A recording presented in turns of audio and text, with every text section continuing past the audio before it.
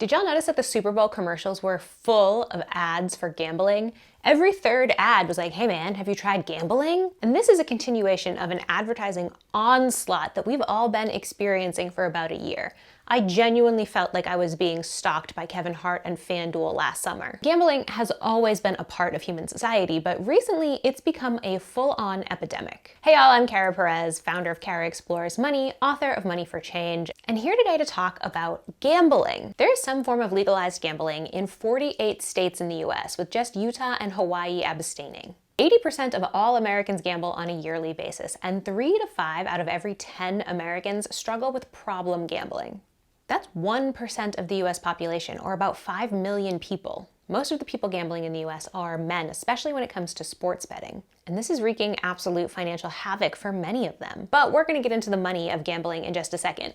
Let's back it up first and talk about what even is gambling. Let's start by defining gambling versus state lotteries. Here in the US, we have state lotteries, which are technically gambling, but operate on a very different level than your FanDuels or even your casinos. Lotteries go all the way back to colonial America, where towns were using them to raise money for town projects. Instant lottery tickets, also known as scratch tickets, were introduced in the 1970s and have become hugely popular, as well as a mainstay in a lot of states' budgets. I live in Massachusetts, so let's take a look at the state lottery here. The Massachusetts State Lottery was created in 1971 to generate local aid revenue for our 351 cities and towns through the state-run games of chance. Since selling our first ticket in March of 1972, the lottery has returned more than $32 billion in net profit to the Commonwealth. In fiscal year 2022, we returned $1.193 billion in net profit. What does it mean to return money to the state? Well, basically just that. You buy a lotto ticket from one of these companies, and then they pay back to the state a certain amount of their profit. The state then uses it to fund things like infrastructure projects or education. Here in Massachusetts, lottery money is not earmarked for any specific project, which means that each individual town or city can decide how they want to use the lotto funding. So the different towns and cities are using that state lottery money for everything from snow removal to parks funding to building roads to programs for seniors. But what a state does with its lottery revenue varies state to state. But it's interesting to think about who's buying these lottery tickets in the first place, because they are essentially funding these state programs. And by and large, it is working class and middle class people who are playing the state lottery. A 2018 report from Bankrate found that 28% of Americans who earn less than $30,000 a year play the lottery at least once a week, spending $412 a year on tickets. Now, I am all for everybody chipping in to make our society better, but it is worth noting that most of the funding from these lotto tickets are coming from the classes of people who can least afford to lose $412 a year. Billionaires are not playing the lotto. Now, while state lotteries are still gambling, they have not had the cultural and financial impact that gambling, especially sports betting, has had. And thanks to technology, today we have something called the prediction market. Prediction markets, like Polymarket, enable users to bet on all kinds of future events, from when a hurricane will make landfall, to the likelihood of a recession, to the next US president. This is a new type of gambling that is just betting on any potential hypothetical situation. Gambling is no longer limited to something like betting on the ponies or betting on a baseball game. It is expanding into every aspect of our lives. And Polymarket in particular is both interesting and the word dystopian is coming to mind. NPR did a really interesting segment on a financial analyst who left his job to bet on Polymarket full time. The former financial analyst started placing bets on the two big prediction market sites for things like who will be the Time magazine's Person of the Year and will President Trump say "drill baby drill" at a press conference. Sudhith's wins were piling up just as his entry-level job at a small finance firm was paying him around $75,000 a year. In his NPR interview, Sudhith was asked, "And you're making more than that, $75,000 on Kalshi?" Sudhith answered, "Yes, like last month I made like $100,000. $100,000 from gambling on whether or not your president will say "drill baby drill"? That's bananas. This mindset that everything is worth placing a bet on and everything is fundamentally a gamble is really spreading throughout all areas of our lives. Take this recent headline: Polymarket to offer attention markets in partnership with Kaido AI. The prediction market is partnering with an AI engine that tracks social media data to create markets about cultural relevance. Kaido CEO Hugh said the first markets will be on AI-related topics before expanding to entertainment and world events in the coming year. Quote, "It'll be a completely new experience when people can scroll through social media and realize they can express their views on what they are seeing and take a side with it on these markets." This is a new level of not only gambling, but surveillance. And I think it's important that we take a beat here and really think about this. Now people are going to be scrolling on their phones, already an addictive technology, and they are going to be able to place bets on literally anything. Will this influencer use L'Oreal makeup in their next Get Ready With Me video, or will they use e.l.f.? You'll be able to make a bet on that. You'll be able to make a bet on something like, will this influencer couple break up by Christmas? You'll be able to make bets on what kind of products you're seeing people use or when companies will make announcements. Not to sound like a grandma here, but that worries me. So why has gambling come in so hot and heavy, and why is it taking up so much of our lives?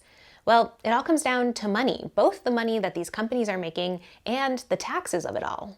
Lotteries and increasingly gambling apps are huge sources of revenue for cash-strapped states. States generally pay for things out of two major sources, federal funding and taxes. But gambling provides a very attractive stream of revenue because it does not require the state to raise taxes on their population, and it doesn't require relying on an increasingly unstable federal government. Plus, gambling is seen as an individual decision. People are opting into this. No one is coming to your house and forcing you to gamble. States made a total of $72.04 billion in commercial gaming revenue in 2024, which was 7.5% higher than 2023. Of that $72.04 billion, $15.91 billion was generated by commercial gaming and paid to state and local governments. Important bit of context here. More than 20 of the biggest cities in the country are facing budget deficits, including LA, Houston, and Washington, D.C. Why are these cities struggling with their budget? For many of the same reasons that a lot of people like you and I are struggling with our budgets. Rising costs, reduced federal support, having to pay for climate-related disasters like hurricanes or wildfire, and just a rise in economic uncertainty. Every time a city wants to hire a new employee, for example, whether that be a teacher or a janitor, the city has to pay that person, which means they need sources of revenue. And with rising cost of living and reduced federal funding for many, many programs, a lot of cities are finding themselves in an economic crunch. Dallas, for example, enjoyed 15% annual sales tax growth in fiscal year 2022, but has since reverted to a more historically typical 4 to 5% annual growth. Many cities are also in legal battles with the Trump administration over promised funds, such as fights from Chicago, Denver, and New York to retain Federal Emergency Management Agency dollars used to house asylum seekers. I mean, look, in a country where multiple major cities are facing these budget deficits, and we have things like the cost of living crisis and the housing crisis, all of a sudden revenue from gambling becomes very attractive to cities and states. Things need to be paid for, and quite famously, Americans hate paying taxes. It is the rare town, city, or person that is like, yeah, I want to vote to raise my taxes. States need more money from somewhere, and gambling companies are the ones stepping up to the plate. And this seems like a good idea until you remember that we could simply tax billionaires and corporations who are not currently paying their fair share. If these giant mega corporations and these billionaires, some of whom are on their way to becoming trillionaires, just simply paid the amount that they actually owe, we would not have to unleash this biblical plague of gambling upon ourselves. But speaking of biblical, why do we see gambling as kind of a bad thing for ourselves? Well, there's a long history of both social and religious opposition to gambling. Here's a quote from the Quran. "O you who believe, intoxicants and gambling, dedication of stones and divination by arrows are an abomination of Satan's handiwork. Eschew such abomination that you may prosper." Gambling is also discouraged at multiple points in the Bible. Gambling breaches the 1st, 2nd, 8th, and 10th commandments. It enthrones personal desires in place of God. Jesus warned, "You cannot serve both God and money" in Matthew 6:24. And gambling is also discouraged in Jewish faith. In the Talmud, the rabbis take a dim view about gambling. Besides being a risky enterprise financially and addictive, the rabbis say that the winner is really a loser. Morally speaking, that is. How so? Because the fellow with the inferior hand wasn't expecting to lose. Therefore, the loser relinquishes his money reluctantly. It's being taken from him willy-nilly, and he is getting nothing tangible in return. In simple English, it's a bit like stealing. I remember reading once on Reddit, which is where I spend way too much time, that with a physical addiction like alcohol, there is only so much of that intoxicant that you can put into your body before your body literally shuts down, right? You pass out or you overdose. But with gambling, the limit does not exist. Not only can you gamble away every penny that you own that is actually in your possession, with access to credit, you can gamble away money that you don't even have. There is no pass out option when you're at a gambling table. You can lose money that you have, you can lose money you don't have, and you can ruin your life, your kid's life in just a matter of minutes. On top of that, as a society, we view gambling addiction with just as much disdain and judgment as we do a physical addiction. If you think about how we generally refer to gamblers, I bet the phrase degenerate gambler pops up in your brain. We view it as a character flaw that people just need to get a handle on, that they just need to buckle down and get some control over, as opposed to an actual disease. So generally, the long historical view of gambling has been that yes, gambling is bad for us, and this has worked its way into many of our laws, which means that for most of US history, gambling lay directly in the hands and the power of those who engage in illegal activities. Gambling, and sports betting in particular, has long been a major moneymaker for organized crime, specifically the mafia. Before the internet and before the gambling apps, there were very few places in the US that you could legally gamble. There were a few, Hot Springs, Arkansas, Las Vegas, Nevada, but not that many, which meant that if you wanted to gamble, you were going underground. The United States government devoted a lot of time and energy to making sure that gambling stayed illegal. After becoming U.S. Attorney General, Robert F. Kennedy suggested to the 87th United States Congress to pass legislation which would make interstate gambling illegal. Kennedy's goal of the legislation was to help the United States Justice Department stop organized crime from trafficking. One of the 8 bills given to Congress was Senate Bill 1656, also known as the Wire Act. The Wire Act was passed in 1961, and this has gone on to be a huge tool for the US government to arrest and imprison people for gambling. And never forget, illegal wire transfers are how they got Anna Delvey.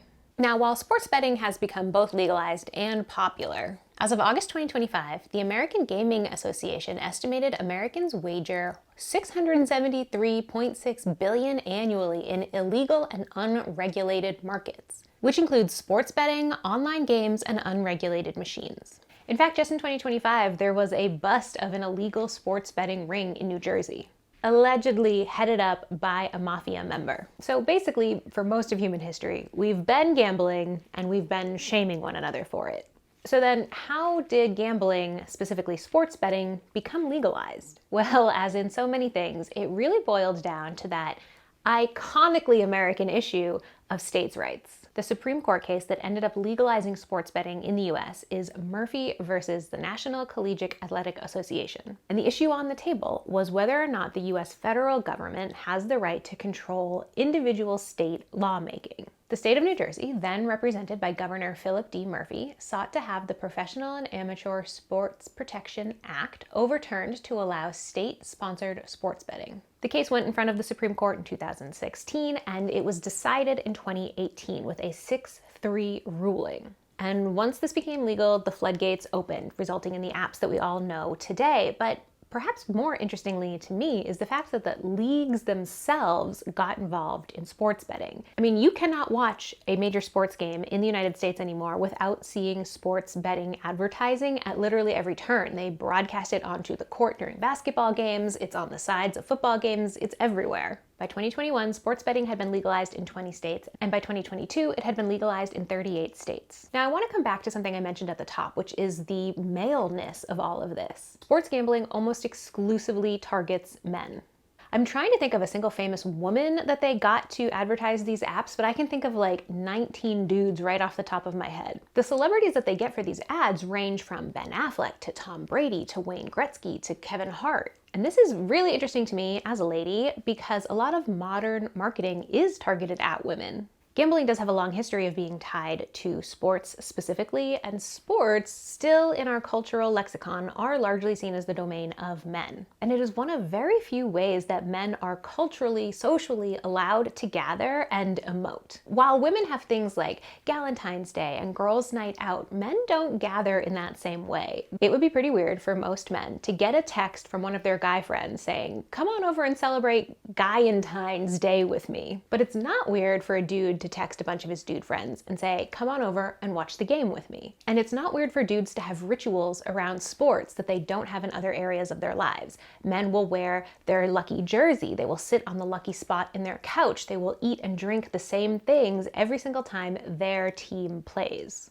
And not only does placing a bet on your favorite sports team align itself really well with how men are mostly hanging out, it also aligns itself really well with the cultural financial expectations that we still have for men. 22% of Americans and 48% of men ages 18 to 49 have a mobile sports betting account, according to the Siena College Research Institute. Largely in the United States, we still expect men to be the breadwinners in heterosexual relationships. And there's been a recent rise of conservative values in our pop culture here in the United States, and those values are man as provider, woman as support. This has brought gambling to the forefront of a lot of people's financial lives very quickly, because it's seen as a way to both diversify your income and as a way to kind of get rich quick. You could win tens of thousands of dollars just off of one bet in literal seconds. And when we think back to what we talked about earlier in the video about how so much of our lives is now being seen as an opportunity to place bets, a lot of men are falling into this really, really scary trap of gambling becoming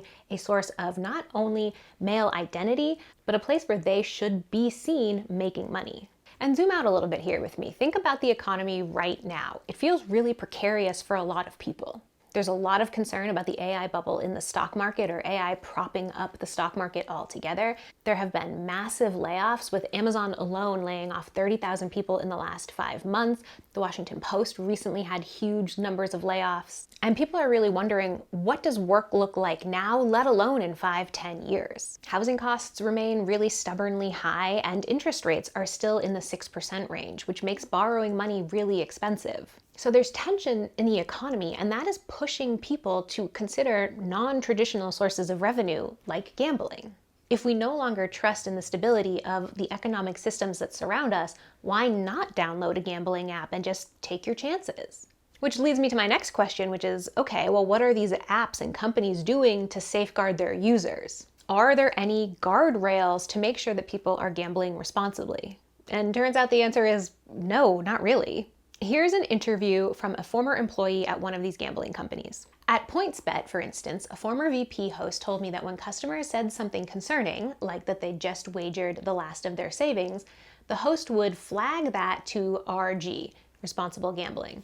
An ex-trader explained that if bettors exhibited potential signs of compulsive gambling, such as frenetically emptying and refilling their account balance, the trader would check if RG wanted to reach out to make sure the customer was okay. A former marketing official said RG was consulted on promotions, so they didn't misrepresent the risks involved in gambling.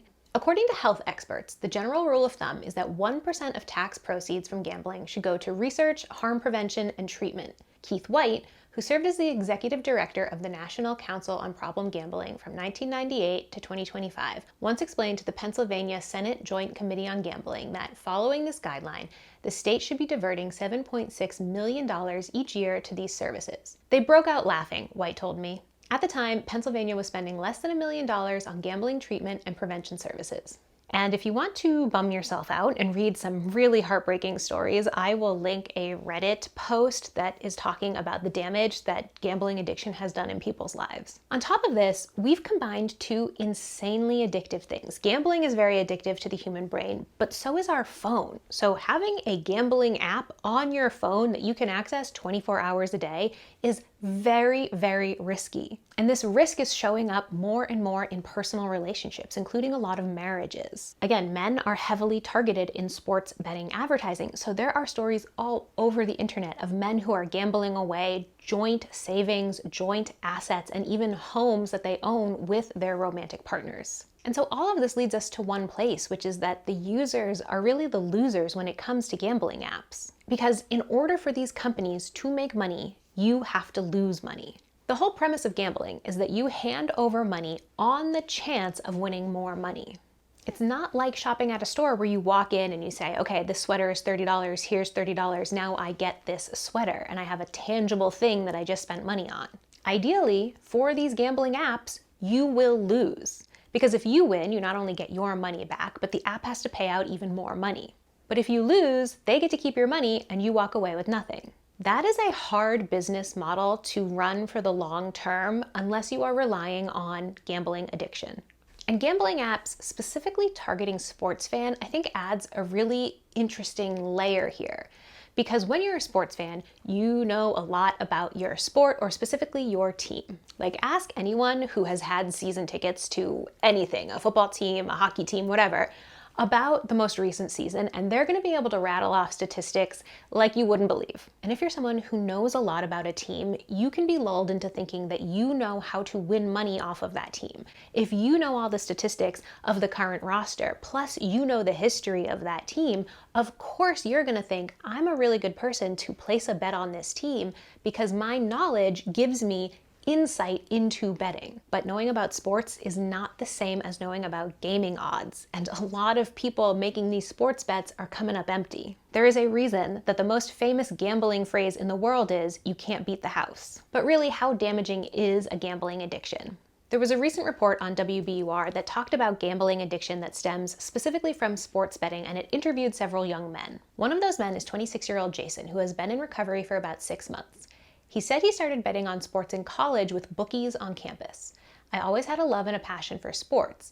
At first it was something that was fun. That changed nearly 3 years ago after Massachusetts legalized sports betting for people 21 and older. Suddenly, he could bet on nearly anything, including games overseas. At the height of his addiction, Jason estimated he was placing up to 50 wagers a day.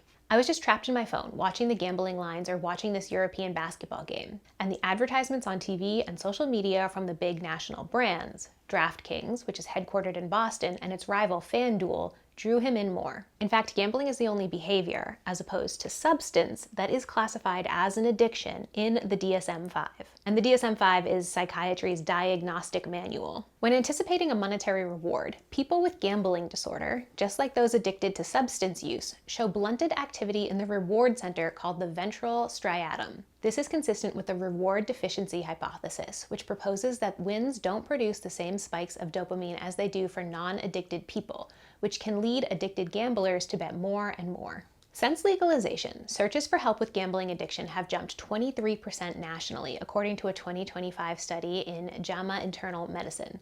In some states that have legalized sports betting, like Massachusetts, those searches have surpassed 50%. So, if gambling is so terrible for us and so terrible for our finances, is there any pushback? Yes, there is. And that pushback is coming from a couple of different places, one of which is major sports leagues themselves. In 2025, 9 Major League Baseball teams severed their relationship with Main Street Sports Group. Main Street Sports Group is a media company that broadcasts baseball, hockey, and basketball games under the name FanDuel Sports. And they have been in hot financial water for quite some time. The parent company, Diamond Sports, filed for Chapter 11 bankruptcy on March 14, 2023, 30 days after they failed to make a $140 million interest payment.